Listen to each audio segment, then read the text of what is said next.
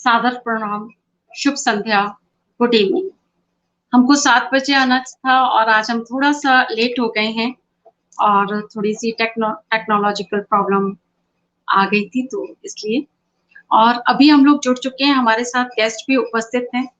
तो आज बहुत ही डिफरेंट, बहुत ही विशेष कार्यक्रम है आज और आप सभी लोगों को अंतर्राष्ट्रीय मातृ दिवस की बहुत-बहुत शुभकामनाएँ।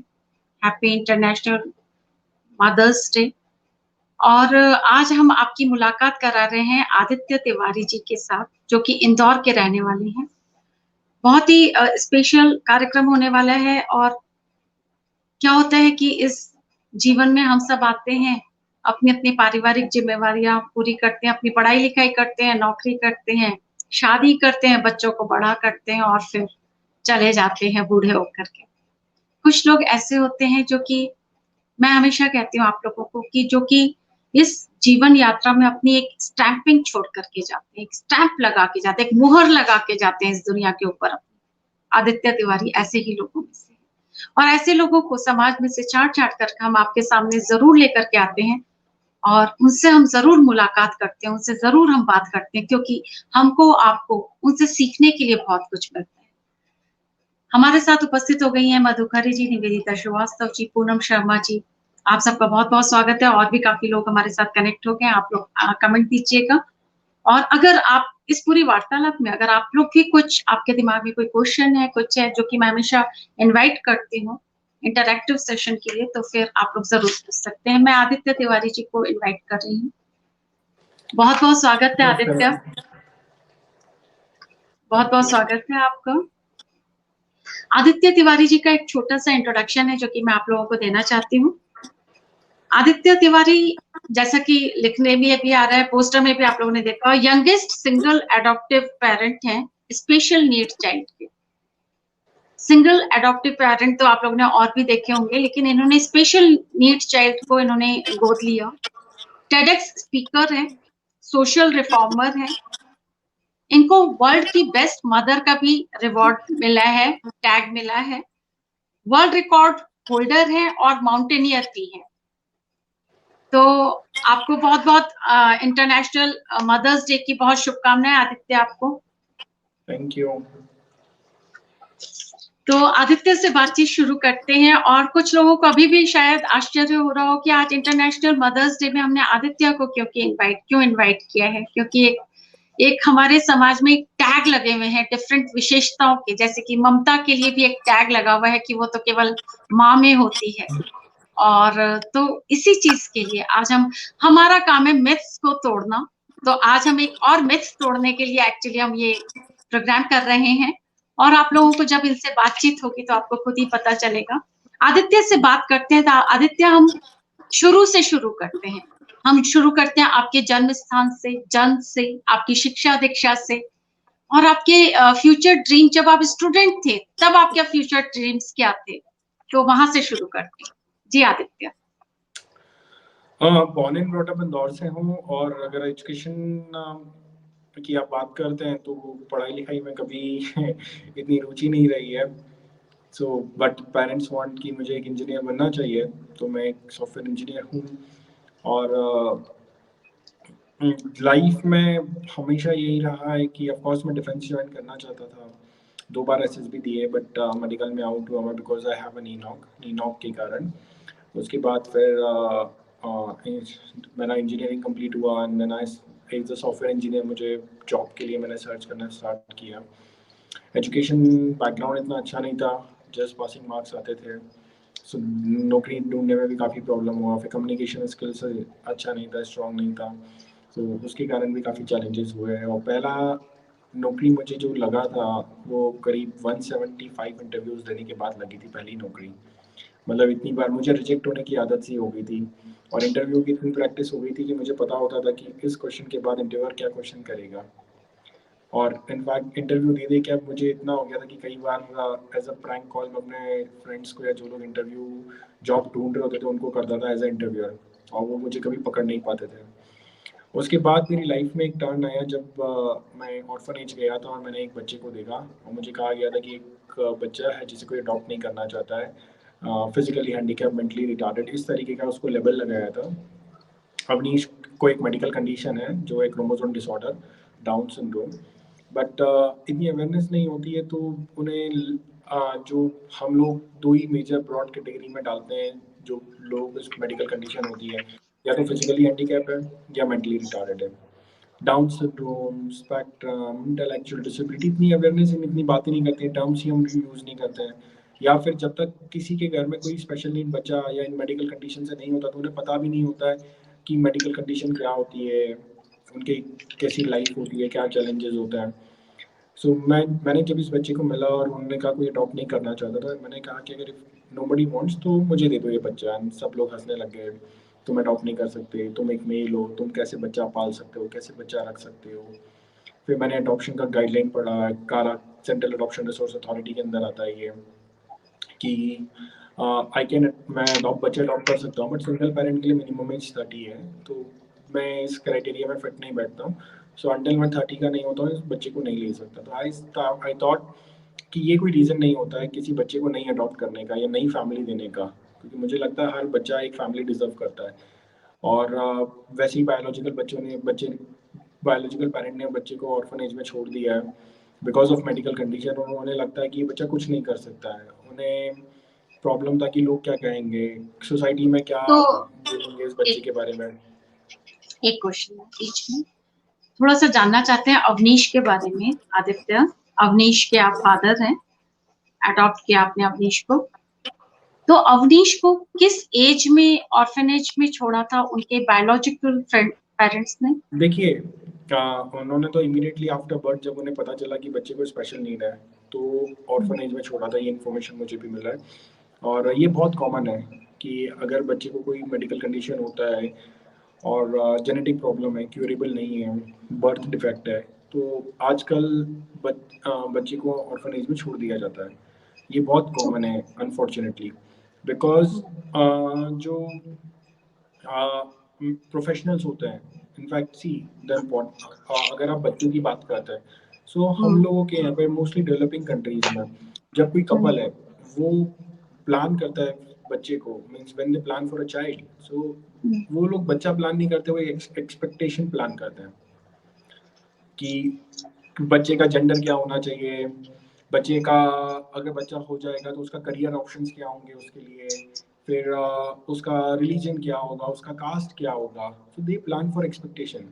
और जब वो 9 मंथ्स की प्रोसेस कंप्लीट होती है और जब वो बच्चा इस दुनिया में आता है, और जो प्रोफेशनल हैं वो जिस तरीके से वो इन्फॉर्मेशन ब्रेक करते हैं कि आपका बच्चा टिपिकल नहीं है, वो सिर्फ मेडिकल कंडीशन है, तो वो राइट नहीं होता था। Way they share this information is not right.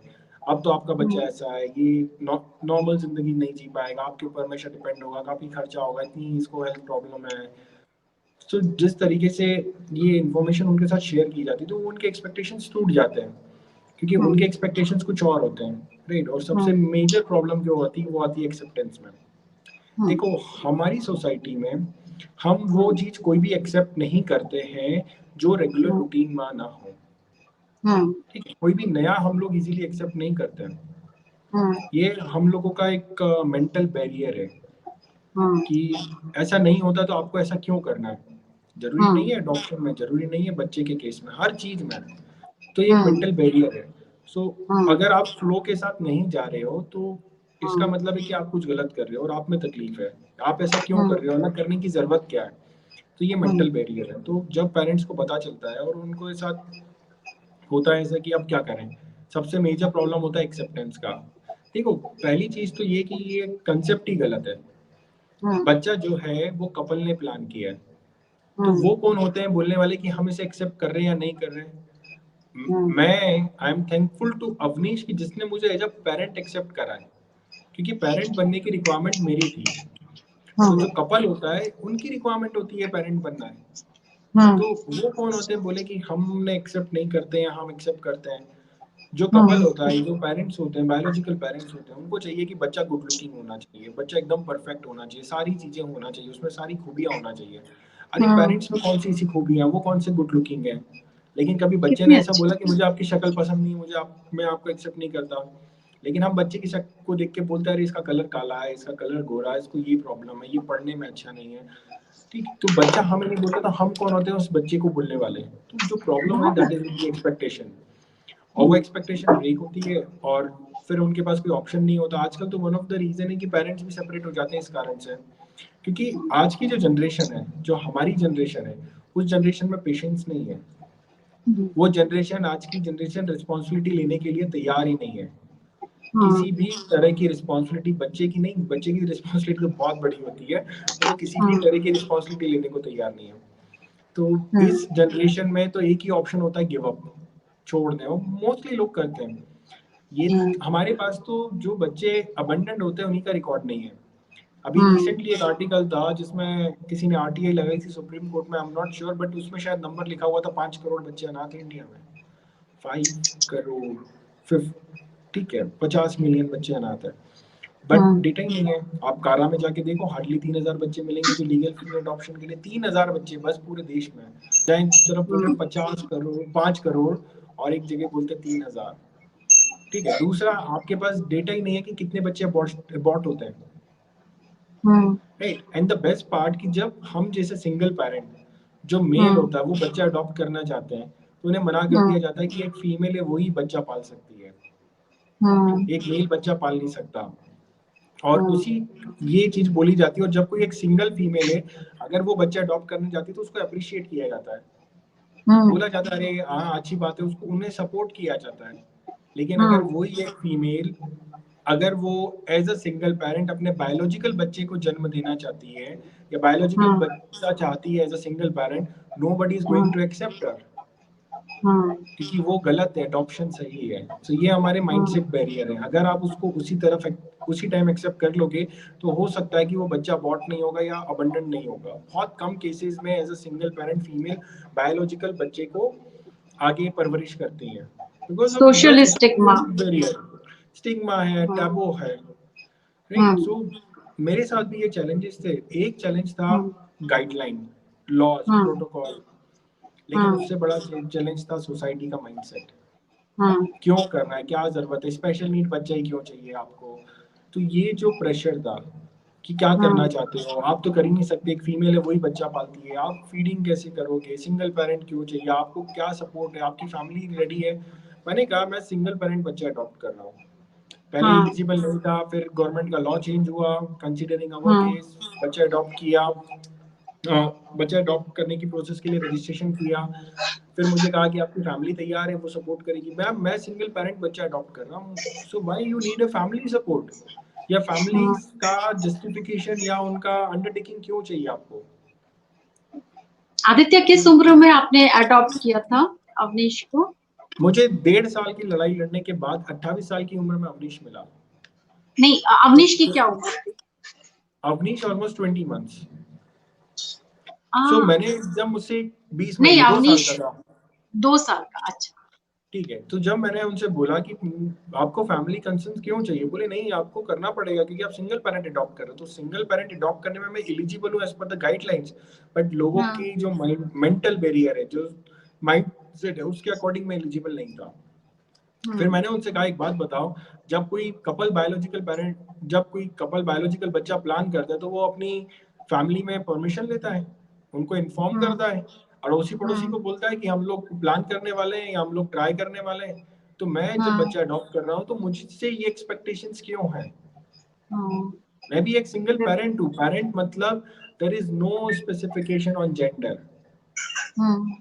Anyone can become a parent who is ready to take responsibility, जो रिस्पॉन्सिबिलिटी लेने को तैयार है।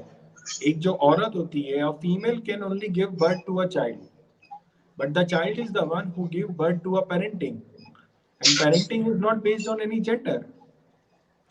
तो ये हमारे एडॉप्शन लॉज में ये सब है, डिफाइन किया गया है कि जो आपको रोक रहा था उसको अडॉप्ट करने के लिए, तो कुछ अमेंडमेंट्स हुई है क्या लॉज में आपके केस की वजह से?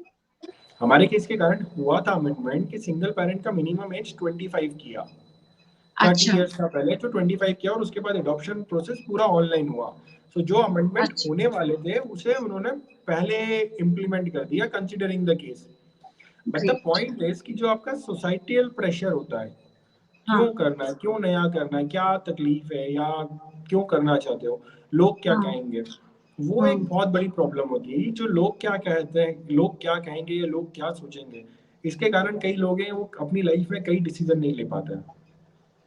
क्योंकि लोगों हमें से ये पहले एक फैमिली कॉन्फ्लिक्ट भी तो आता है। आपके पेरेंट्स ने भी शायद आपको सपोर्ट किया क्या इस डिसीजन के लिए? देखो, पॉइंट सबका एक ही होता है, लोग क्या कहेंगे। आप हम्म, सोसाइटी का ही पार्ट है मेरी फैमिली, तो उनका भी करेक्ट। कंसर्न था लोग क्या कहेंगे, क्यों करना है, सिंगल पेरेंट क्यों करना है, स्पेशल नीड बच्चा क्यों करना है। और एक मीडियम क्लास फैमिली में, लोअर मिडिल क्लास फैमिली में यू कैन नॉट एक्सेप्ट कि इस तरीके के डिसीजन को अप्रिशिएट किया जाएगा, पॉसिबल बिल्कुल। ही नहीं है। ये हम्म, एडॉप्शन जो है बड़ी सिटीज में, दिल्ली हो गया, मुंबई है, या वहाँ कहीं करते हैं इनको हम्म, एक्सेप्ट, बट छोटी हम्म, सिटीज में नहीं होता है ऐसा। Still it's a taboo. Correct. बहुत अच्छी। आदित्य, आपका जो बातचीत आपने जो शुरू किया कि मेरे मार्क्स बहुत कम आते थे, मेरा कम्युनिकेशन प्रॉब्लम था। आप जानते हैं, आप बहुत मतलब ये मैंने ऑब्जर्व किया, मतलब यू आर वेरी सच्चा पर्सन, सच्चा सच्चा व्यक्तित्व है आपका। आप बहुत दिल के सच्चे इंसान हो। नहीं तो ऐसे ऑनलाइन पटल पर आकर के कोई ऐसी चीजें एक्सेप्ट भी नहीं करता। रही कम्युनिकेशन प्रॉब्लम की बात, तो मैं आप सबको ये बताना चाहती हूँ, टेडेक्स स्पीकर हैं और टेडेक्स में कोई ऐसे ही इनवाइट नहीं करा जाता। जो कम्युनिकेशन में बहुत अच्छे होते हैं उन्हीं को इनवाइट किया जाता है। तो आदित्य, ये मतलब you are very humble, very down to earth. आप इतना बड़ा मतलब, आप ये अगर मैं बोलूंगी आपने ये सोसाइटी के लिए किया, शायद ये आपने अपने दिल के लिए किया, लेकिन जो कि एक सोसाइटी के लिए एक एग्जाम्पल बन गया आपने जो किया। और जो आपके दोस्तों का क्या रिएक्शन था? पेरेंट्स का रिएक्शन हमने पूछा, दोस्तों की तरफ से क्या क्या रिएक्शन? देखो, रिएक्शन सबके सेम होते हैं, बिकॉज मेरा केस इसलिए अलग था कि पहले तो आप एलिजिबल ही नहीं थे कोई काम करने के लिए। हम्म, ठीक है, तो उस when you are not eligible as per the government guideline, मुझे कहा गया था जब मैंने कंसर्न डिपार्टमेंट को अप्रोच किया कि तुम्हारी औकात क्या है, you are hmm, just a common man, be in your limits, you are not a Bharat Ratna और सेलिब्रिटी कि तुम्हारे लिए देश का कानून चेंज हो। तो जब क्या तक हम बात। कानून चेंज नहीं करते, 30 साल के तुम नहीं होते हो, जब तक वेट हम्म, करो, जब तक तुम अडॉप्शन नहीं कर सकते। तो ये हम्म, रिस्पॉन्स मिलते थे मुझे। 1000 से ज्यादा मैंने फैक्स, ईमेल्स, कॉल किए हैं all the celebrities, all the members of Lok Sabha, Rajya Sabha की, भाई मेरी मदद करो इस अडॉप्शन केस में। वाह। Fortunately Shrimati honourable minister Shrimati Maneka Gandhi ji was the minister of WCT department, और उन्होंने ओके। इस डिसीजन को सपोर्ट किया हम्म, कि नहीं, मतलब what we are doing is right, और उन्हीं ने अडॉप्शन का लॉ चेंज किया कंसिडरिंग अ केस। वाह। और अडॉप्शन का अलावा नहीं, वो बिन्नी से मिलने, my son name is Binny, जब वो ऑर्फनेज में था उससे मिलने वो भोपाल आई थी दिल्ली से, मतलब उनका एक हम्म, टूर बोल लीजिए आप, जो भी रीजन था, बट वो उससे मिलने उस ऑर्फनेज में भी गई थी जहाँ मेरा बच्चा था। हम्म, अच्छा। ठीक है, और वो उनका फोटो भी है, I can show you to this. So this is hmm, honourable minister when she was in orphanage, and अच्छा। जो बच्चा नीचे जो पालने में है वो मेरा बेटा हाँ, बिन्नी है। और दैट बिन्नी वाज इसका। हर वर्ड कि बिन्नी को जल्द उसके पिता को सौंपे, एंड शी वेंट हाँ, to the state minister. So that is in जी। अगस्त 2015। अगस्त 2015 में। और हाँ ये जी, कौन से न्यूज़पेपर में आया था ये न्यूज़? दैनिक भास्कर। दैनिक भास्कर। हाँ जी। बहुत आदित्य, आपने पूरी लड़ाई करी पूरी सोसाइटी के साथ, कहते हैं ना कि कुछ तो देखिए, मतलब जैसे हम। लड़ाई जो थी वो सोच के साथ थी, एक सोच के साथ, हम्म, जो करेक्ट। माइंडसेट है उसके साथ थी। क्योंकि लॉज तो इजीली चेंज हो गए, मतलब लॉज में डेफिनेटली टाइम लगा 1.5 साल, लेकिन जो मेन कंसर्न होता है हमारी सोच होती है। तो हम्म, वो सोच को बदलना इतना आसान नहीं होता, जो हमारी साइकोलॉजी एक बार डिफाइन हो जाती है। अवनीश अब कितने साल के हो गए हैं आदित्य? आपके अपनी साथ कितने? 7+ है, 7 पांच। 7+ है अपनी, सात पांच सात साल से 7+ आपके है। 5 साल से और आपके साथ है। करेक्ट, और उसके बाद अवनीश को जब मैंने अडॉप्ट किया था, जब मुझे बताया गया था कि इसको जो क्रोमोसोम डिसऑर्डर है, उसके अलावा अवनीश को और भी हेल्थ इश्यूज थे, हार्ट में 2 ओ, hole, constipation, thyroid, undescended testis, squint eyes. Undescended testis का जो मेजर सर्जरी है दैट में cause a cancer to him, testicular cancer, जो हमने लास्ट ईयर करवाया 2021 में, जुलाई में, हैदराबाद में। फिर adenoid sleep apnoea, so various other health issues he is having apart from the chromosome disorder. बोलते थे कभी चल नहीं पाएगा without support, and I started taking care of him and I said कि मुझे मेरे बच्चे में कोई चमत्कार नहीं देखना है कि ये जो जेनेटिक डिसऑर्डर है ये ठीक हो जाए, क्योंकि मुझे पता नहीं होगा। मुझे मेरे बच्चे पे कोई एक्सपेरिमेंट नहीं करना कि ये मेडिसिन दे दूं, ये थेरेपी करूं या ये चीज ट्राई करूं, क्योंकि आई एम ओके कि अगर वो अपने पेस से आगे बढ़ रहा है, I am absolutely fine with this. मुझे अननेसेसरी का कोई एक एक्सपेरिमेंट नहीं करना है मेरे बच्चे के ऊपर जस्ट बिकॉज कि मैं एक मिरेकल देखना चाहता हूँ, क्योंकि बहुत कॉमन होता है, कई बार हम कुछ करते हैं जस्ट टू कि हम एक मिरेकल हो जाए, चमत्कार हो जाए या भगवान नाम से हो जाए। सो आई से कि I can give him a quality life, I can work on की जो थेरेपीज होती हैं ताकि उसके अर्ली इंटरवेंशन जो है उस पर काम कर सकूं मैं, बट अननेसेसरी कोई मेडिकल एक्सपेरिमेंट मैं अपने बच्चे पे नहीं करूंगा। slowly started walking without support, heart का होल ऑटोमेटिक फिल हो गया, उसके लिए सर्जरी नहीं करवानी पड़ी, टिपिकल रेगुलर स्कूल बच्चों के साथ जाने लगा वो। और जो आप टेडेक्स में बात कर रही थी, तो टेडेक्स में मुझे नहीं, मेरे बेटे अवनीश को बुलाया था। अवनीश को उसकी स्टोरी के लिए बुलाया। सो एट द एज ऑफ 3 में उसकी स्टोरी टेडेक्स पे बुलाई थी।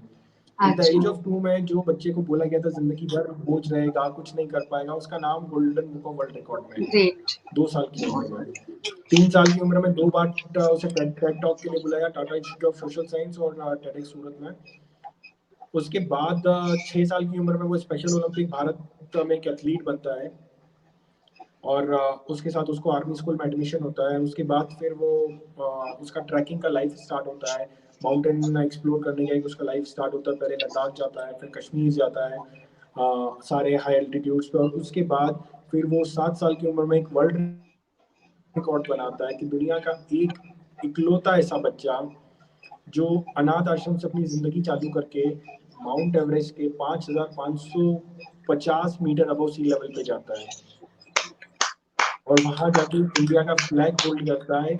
ये एक मैसेज देता है पूरे देश को, पूरी दुनिया को, कि मेरी जिंदगी एक अनाथ आश्रम से चालू हुई थी जहाँ पे कोई होप नहीं थी, सिर्फ सिंपैथी थी, बट मुझे सिंपैथी की जरूरत नहीं है।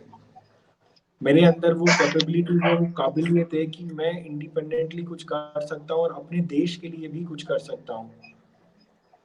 सो आज वो 7 साल का बच्चा अपनी जिंदगी ऑर्फनेज से चालू कर एक highest peak in the world पे जाके खड़ा होता है, जस्ट वो कम्युनिटी को मैसेज देने के लिए, जो एक ऑर्फन है, जो बच्चे जो लोग बर्थ डिफेक्ट के साथ पैदा होते हैं, जिनको इंटेलेक्चुअल डिसेबिलिटी है, कि स्काई इज द लिमिट। आप में वो ताकत है कि you can explore the world, explore the mountain as well, explore the nature.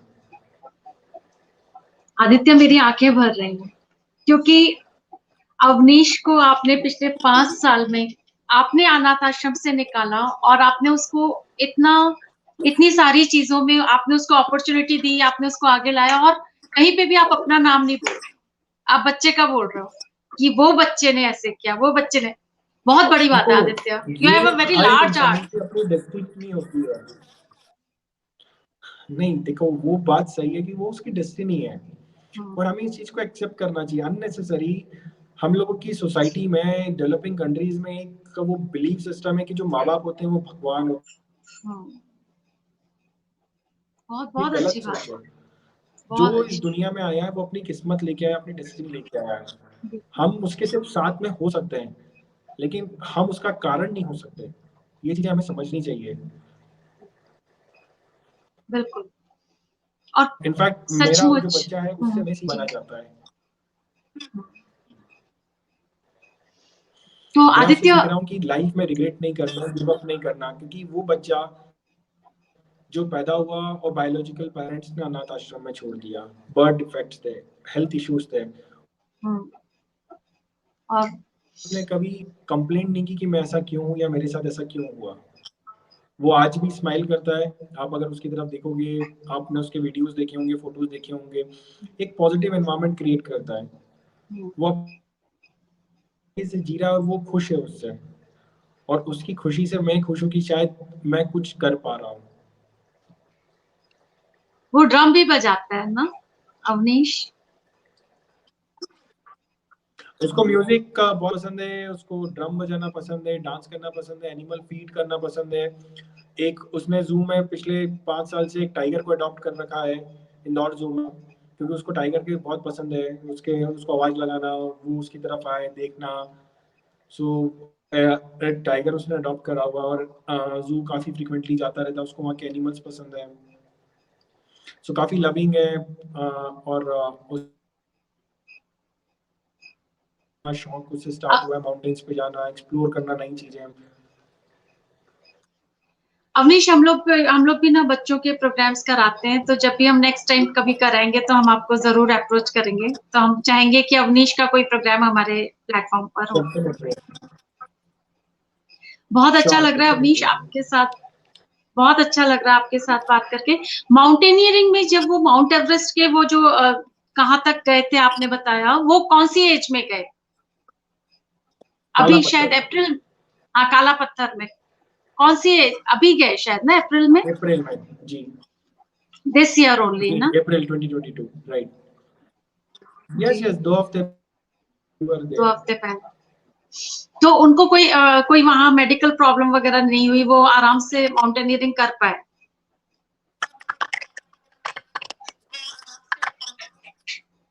देखिए, कोई मेडिकल इमरजेंसी नहीं हुई, मेडिकल इमरजेंसी नहीं हुई, अच्छा और उसके लिए वो 1 साल से प्रैक्टिस कर।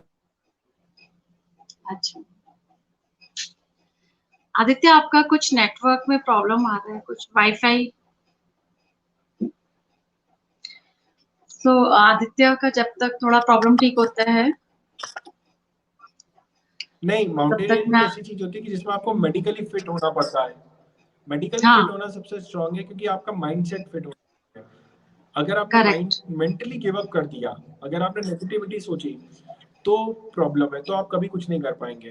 तो हमारा ये टारगेट, हमने कभी कोई चीज सोचा नहीं कि हम वापस आएंगे नहीं आएंगे, या क्या नेगेटिव हो सकता है। हमने ये मान के रखा था ज्यादा से ज्यादा ये होगा कि हम हमेशा हिमालय की पहाड़ियों के बीच में ही रह जाएंगे, हिमालय रेंजेस में ही रह जाएंगे। लेकिन भगवान अब उसके साथ था, और वो चाहता था कि अवनीश किसी एक एल्टीट्यूड तक पहुंचे। सो और माउंट एवरेस्ट को वो देखे, माउंट एवरेस्ट उसे देखे, पूरी हिमालय रेंज, सूर्य, सन एक विटनेस बने उसका, उस एल्टीट्यूड पे पहुंचना। तो वो हुआ, और he reach to that level.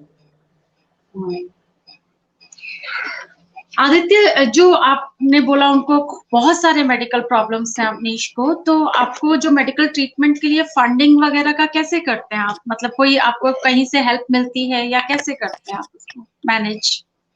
देखिए, पॉइंट इज कि जो आपका मेडिकल सपोर्ट है हमारे यहाँ पे, स्पेशल नीड बच्चों का जो मेडिकल कंडीशन होता है, वो नहीं है, इंश्योरेंस कंपनी रिजेक्ट कर देती है। बाय प्रोफेशन हाँ। मैं सॉफ्टवेयर इंजीनियर हूँ, okay. Hmm. So I by that is the source of bread and butter और source of income for me. So you have to do everything from your pocket. 30,000 rupees only therapies में जाते हैं per month, Monday तो to कुछ Saturday. कुछ कुछ इसके लिए 4.5 घंटे फंडिंग, की थेरेपीज होती है। एनजीओज वगैरह से फंडिंग रेज नहीं हो सकता है क्या कुछ? देखिए, क्राउड फंडिंग एक ऑप्शन होता है, जिसमें जिसकी इच्छा है लोग कर सकते हैं, बट इतना जनरली लोग करते नहीं है। और एनजीओज क्यों करेंगे, एनजीओज को तो खुद को पैसा चाहिए होता है। सबसे जो बड़ी प्रॉब्लम है हमारे यहाँ, जैसे हमने जाने से पहले फंड रेजिंग किया था एक स्टार्ट, बट हमें इतना सपोर्ट नहीं मिला था in terms of fund raising. I can share this link with you, जो हमने एक फंड रेजर स्टार्ट किया था माउंट एवरेस्ट पे जाने के पहले। तो पॉइंट है कि लोग फाइनेंशियल सपोर्ट करते हैं, बट सही जगह नहीं करते हैं। ये एक अलग प्रॉब्लम है, क्योंकि लोगों का, देखो, हर किसी का अपना एक इंटेंशन होता है किसी चीज को सपोर्ट करने का। किसी का होता है सोशल मीडिया पे पुट करना, किसी का होता है इनकम टैक्स के लिए होता है कि ईटीजी या टैक्स रिबेट मिल जाए, राइट। किसी का होता है कि जस्ट कि वो किसी ग्रुप के पार्ट है और उसमें सब लोग कर रहे हैं तो कर रहे हैं। एक्चुअली ग्राउंड रियलिटी, या जो रियली मेक अ डिफरेंस है, उसको हम लोग नहीं सपोर्ट करते हैं। मैं अपनी बात नहीं कर रहा हूँ, या मुझे सपोर्ट नहीं मिला या नहीं मिलता उसकी नहीं बोल रहा हूँ। आप देख लीजिए, आप आज कितने लोगों से पूछो, आपको हर दूसरा तीसरा इंसान जिससे भी आप मिलोगे बोलोगे तो वो आपको 10 चीजें बता देगा, हाँ मैं ये करता हूँ, वो करता हूँ, वो करता हूँ। बट उसके बाद भी आज जो हमारा देश है जिसमें 5 करोड़ से ज्यादा बच्चे अनाथ हैं, आज हमारे यहाँ पे जो माल न्यूट्रिशन बच्चे उसका रेशो बहुत ज्यादा है। आज हमारे यहाँ जो बच्चे हैं जो इमीडिएटली आफ्टर बर्थ जिनकी डेथ हो जाती है वो रेशो ज्यादा है। आज हमारे देश में हंगर जो है, भूखे जो लोग रहते हैं जिन्हें प्रॉपर खाना नसीब नहीं होता है, वो रेशो हमारे यहाँ ज्यादा है। अनएम्प्लॉयमेंट का रेशो हमारे यहाँ ज्यादा है। लेकिन आप हर दूसरे इंसान से बात करोगे तो वो आपको 10 चीजें गिना देगा कि मैं तो इतना डोनेशन करता हूँ, मैं इतना सपोर्ट करता हूँ, मैं लोगों को इतना खाना खिलाता हूँ, इतने कपड़े डोनेट करता हूँ। बट उसके बाद भी आज अगर आप देश की बात करो तो हम पीछे हैं। तो वो क्यों नहीं कहीं जगह पहुंच पाता? क्योंकि हम हर जगह अपने स्टेटस के ऊपर, बस सोशल मीडिया के ऊपर, इनफैक्ट लोग ऑर्फनेज भी जाते, मैं भी गया था उसी रीजन से कि जो एक ट्रेंड चलता है कि ऑर्फनेज चले जाओ, कोई अपने घर में कोई फंक्शन हो या कोई ओकेजन हो, तो मैं भी उसी ट्रेंड को फॉलो करते हुए अपनी लाइफ में पहली बार ऑर्फनेज गया था। वही मेरा आखिरी टाइम रहा कि वहाँ के बच्चों को गिफ्ट देना, फोटो क्लिक करना, वहाँ पे मुझे अवनीश मिला था। तो हम इससे आगे सोचते ही नहीं है, देश के लिए क्या करें, देश के लिए कैसे करें, जो हंगर है इसको कैसे हम मिटा सकते हैं, जो लोग अननेसेसरी डेथ हो रही है, जो लोग भूखे हैं, जिन्हें लिटरली मेडिकल सपोर्ट की जरूरत है, उनको हम कैसे हेल्प कर सकते हैं। हम नहीं सोचते इतना आगे, हम सिर्फ हमारे लिए और हमारा जो एक पर्टिकुलर एक सर्कल बन चुका है, एक सोसाइटी है, उससे आगे नहीं निकलते बाहर। जितना डोनेशन आप लोगों को, एनजीओ को नहीं मिलता, उससे ज्यादा डोनेशन तो पॉलिटिकल पार्टीज को मिलता है जिन्हें लिटरली कोई जरूरत नहीं है। बिल्कुल सही। ओके, तो कुछ क्वेश्चंस आ रहे हैं हमारे पास, हमारे श्रोताओं ने भी दिया है कुछ क्वेश्चन। एक ने बोला, निवेदिता श्रीवास्तव है हमारी मेंबर, उन्होंने बोला how do you manage your time taking care of Avnish and simultaneously earning of living? Aditya आपसे ये पूछ रही हैं कि कैसे करके आप मैनेज करते हैं दोनों चीजों? ये प्रायोरिटी है लाइफ की मेरे लिए। मेरा बच्चा, उसकी अपब्रिंगिंग, एक उसे क्वालिटी लाइफ देना, that is my priority. It's not for Avnish, for all my family members. So that is my priority, और उसके लिए I have to earn. I started earning at the age of 17 after 12 because of the family condition in my family. Correct. Veena Kumar ji कह रही हैं, पूछ रही है कि it must have been very challenging for you to bring up a 2-year-old child. Did you feel disheartened at times? आप कभी हताश हुए, कभी निराश हुए? देखिए, मेरा केस एक बहुत अलग था। सी इनफैक्ट जो लोग होते हैं जिनका बायोलॉजिकल बच्चा होता है, they have a pain of 9 months। जो एक फीमेल को पेन होता है, that is just for 9 months। I have it for 1.5 year। I fight for it. So वो जो टाइम था उसने मुझे काफी सिखाया था। वो स्ट्रगल ने मुझे इतना प्रिपेयर कर दिया था कि when I got Avnish, I don't see any challenges। I see only the life is adventurous, exploring new things. In fact, now I am giving counseling to the parents, to the new parents, to the doctors, how to bring the child. They are calling me and I said, I am not a professional. I am even a 6 years newborn child in this field who is working for orphan and disability. They said, no, you are doing much more better than us. So we need your advice how to upbringing, how to get that acceptance in the child. Aditya, अब आप married हैं? Yes. आपकी शादी अभी कब हुई है आपकी शादी? After adopting Avnish. अच्छा, तो मतलब मैं थोड़ा पर्सनल पूछ रही हूँ क्वेश्चन। मतलब ये अरेंज मैरिज थी या लव अफेयर था? क्योंकि जिनके जस्ट द मैरिज, तो जिनके साथ आपकी मैरिज हुई उन्होंने भी इस पूरी सिचुएशन को एक्सेप्ट किया? See, point is, I am thankful कि Avnish accepted me and my family. मतलब unnecessary we started labeling things, right? Correct. Acceptance क्या होता है? And why we accept a child? Because it was my requirement to become a parent. Correct. कुछ चीजें हमें एकदम simple रखना चाहिए. That's what I feel. So we will make the things very simple. बहुत अच्छा। मतलब आपने क्या कहते हैं ना, एक सोचने का ढंग ही बिल्कुल जब चेंज कर दिया तो सारे क्वेश्चंस भी वहीं खत्म हो जाते हैं। आपने बिल्कुल चीज को रिवर्स कर दिया कि एक बच्चा एक्सेप्ट करेगा, बच्चे की एक्सेप्टेंस पहले आप सोचो। हम ये क्यों क्वेश्चन करते कि पेरेंट एक्सेप्ट कर रहा है कि नहीं। बहुत अच्छा। और क्योंकि बच्चे को तो हम लोग ऐसे ही समझते हैं कि भाई ये उनके पेरेंट डिसाइड हो गए और ये तो उनकी मतलब उनको वो एक्सेप्ट करने ही पड़े। बहुत अच्छा। तो अवनीश जो है वो आपको क्या कह करके क्या संबोधन करते हैं, क्या एड्रेस करते हैं? देखो, अवनीश ने जो पहला वर्ड बोला था दैट इज पापा, बिकॉज जब मैं उस ऑर्फनेज में मिलने जाता था सो वहाँ के केयर गिवर से बोलते थे तेरे पापा तुझसे मिलने आए। सो ही पिक दैट वर्ड पापा, वो मैंने उसको सिखाने की जरूरत नहीं पड़ी। फिर वो स्कूल जाता था, कई बार फीमेल्स आती हैं, मदर्स आती हैं बच्चों की छोड़ने, तो बच्चों के मुंह से उसने माँ मम्मा सुना तो ही स्टार्टेड टेलिंग मी। कभी कभी वो अच्छा। मुझे आदित्य बोलता है, आदि बोलता है। सो मेरे लिए वो मैटर नहीं करता वो क्या बोल रहा है, मेरे लिए ये मैटर कर हाँ। रहा है कि वो बोल रहा है, बिकॉज उसका स्पीच इंपॉर्टेंट। इंटेलेक्चुअल डिसेबिलिटी में जब क्रोमोसोम डिसऑर्डर होता है तो उसमें स्पीच डिले होता है, स्पीच अच्छा। आने में काफी टाइम लगता है। तो आई एम हैप्पी कि वो कुछ तो बोल रहा है, कुछ तो नया बोल रहा है।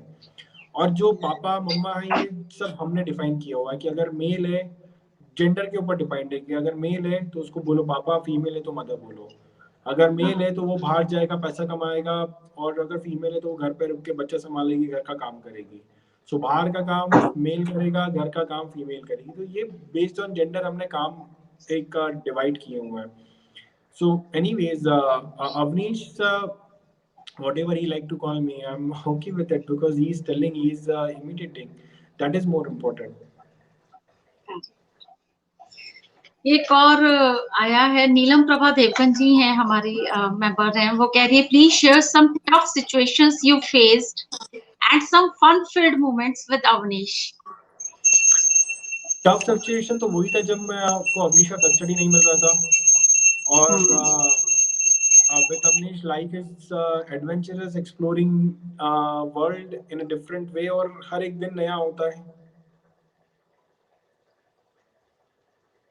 और मेरे ख्याल से आपके पास वो फन फिल्ड मोमेंट्स या बहुत प्राउड मोमेंट्स वही थे जब अभी जो 2 हफ्ते पहले आप काला पत्थर तक जो जा पाए अवनीश को लिया। अवनीश आपके साथ गया वहां।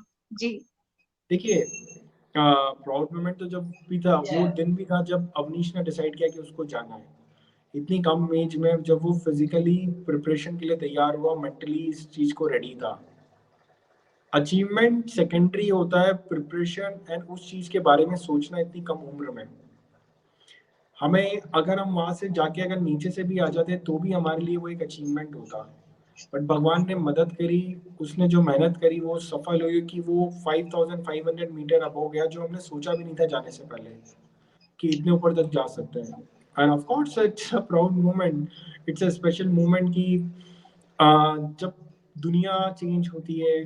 जब एक दिन था जब कोई एक्सेप्ट नहीं कर रहा था, एक दिन था जब लोग बोल रहे थे कि बच्चा स्पेशल नीड है या उसकी हेल्थ इश्यूज है इसलिए उसको अनाथ आश्रम में छोड़ा है, और लोग एक सिंपैथी देखते थे और बोलते थे कभी कुछ नहीं कर पाएगा, बर्डन बनेगा। और वो बच्चा जब कुछ इतनी मेहनत करके एक टॉप लेवल पे पहुंचता है, और स्पेशली पहुंचना इम्पोर्टेंट नहीं था, सबसे इम्पोर्टेंट था कि जब आपके हाथ में आपकी कंट्री का फ्लैग होता है, that is a proud moment. Representing country, creating a history, telling the world that I am proud an Indian citizen. That makes a difference. बहुत अच्छा। और आप बहुत अच्छी तरीके से अवनीश को पाल रहे हैं, बड़ा कर रहे हैं। उसके अंदर देखो, मैं उसे जितने पाल नहीं रहा हूँ, मैं अवनीश के साथ रह रहा हूँ। वो मुझे सिखा रहा है कि पेरेंट कैसे बनना, जिंदगी क्या होती है, और कैसे जिंदगी को देखने का नजरिया बदलता है।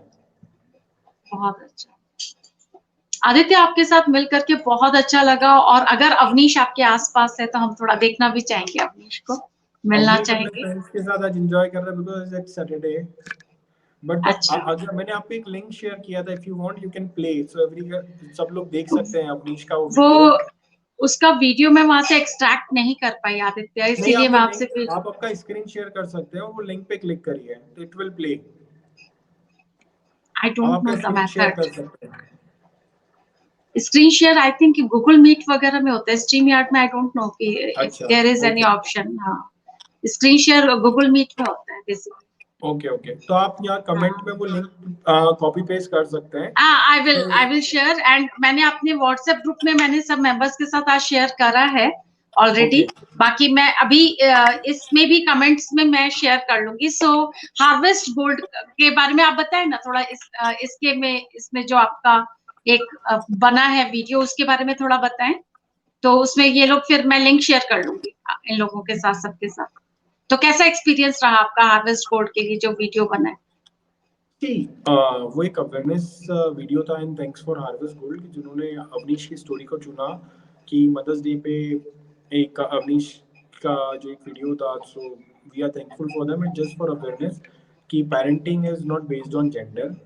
Anyone can become a parent who is ready to take a responsibility, and so called mothers का जो रिस्पॉन्सिबिलिटी होता है या अपब्रिंगिंग है, वो मेल पेरेंट भी कर सकता है। तो ये हार्वेस्ट गोल्ड का एक नया इनिशिएटिव था, नई अप्रोच थी चीज़ों को दूसरी एक अलग नज़रिए से देखना। So me and Avnish are very thankful कि उन्होंने अवनीश को अपॉर्चुनिटी दी और इस मदर्स डे पे उसकी स्टोरी को उन्होंने पब्लिश किया on all the platform. So it will create awareness about special need, orphans, and of course the parenting. बिल्कुल, बहुत अच्छा।